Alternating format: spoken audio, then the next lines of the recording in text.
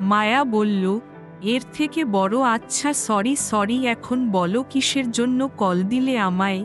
আমি বললাম। তখন মায়া আমার গলায় চেপে ধরে বলল, এর থেকে বড় নেক্সট টাইম যেন আর না হয়, তাহলে কিন্তু তোর খবর আছে।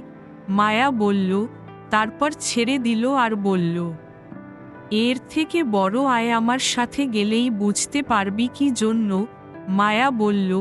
আমি মাথা নেড়ে হ্যাঁ বললাম, তারপর পিছু পিছু যেতে লাগলাম। কিছুটা সামনে গিয়ে একটা দোকান থেকে আইসক্রিম নিল মায়া, নিয়ে একটা ফাঁকা নিরজন জায়গায় নিয়ে গেল, গিয়ে বলল, এর থেকে বড় এখানে বসো। মায়া বলল। আমি মাথা নেড়ে হ্যাঁ বললাম আর বসে পড়লাম। তখন মায়া আমার হাতে আইসক্রিম দিয়ে বলল, এর থেকে বড় এই আইসক্রিম তুই না কামড়িয়ে কিছুক্ষণ খাবি, তারপর আমায় দিবি।